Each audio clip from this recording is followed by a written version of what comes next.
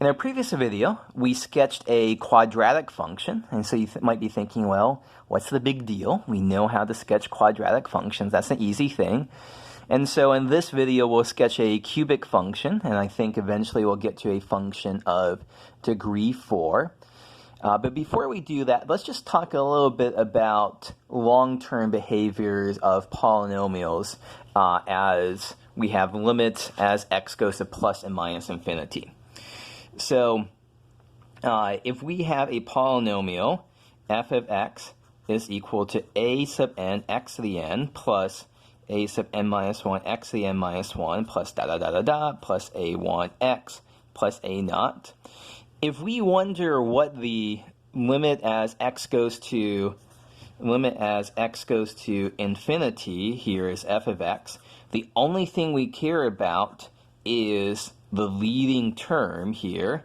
It's the limit as x goes to infinity of a sub n x to the n.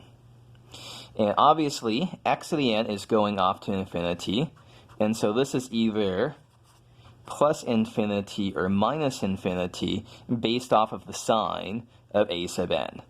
So if a sub n is positive, we go off to positive infinity. If a sub n is negative, we go off to negative infinity. We can also think about what the limit is as x goes to minus infinity of f of x. So once again, the only thing that we care about is the leading term, a sub n x to the n, and it's going to either be plus infinity or minus infinity. And so we'll just break up into 4 cases based off of whether n is odd or even, and whether a sub n is positive or negative. So if n is even, as x goes to minus infinity, x sub n goes off to positive infinity. So if n is even, a sub n is positive, the limit as x goes to minus infinity, a sub n x to the n is positive infinity. If n is even and a sub n is negative, well, that's a similar case to before. X going to minus infinity, x to the n, that would be going off to positive infinity. Multiply that by something negative, that's going off to minus infinity. Now we want to think about what happens if n is odd. So if n is odd, as x goes to minus infinity, x to the n is going off to minus infinity. And so if a sub n is negative, negative times negative infinity give us positive infinity. This would correspond to a sub n being positive. So what we can do is that we can quickly draw pictures of the form. So for example, if f of x is equal to 5x cubed, all right, let's make it more difficult. Let's make it 5x to the 13th plus ... where all of those are lesser terms. We know in the long run, so a sub n here, 5 is positive. It's going to go off to positive infinity. A sub n here is negative.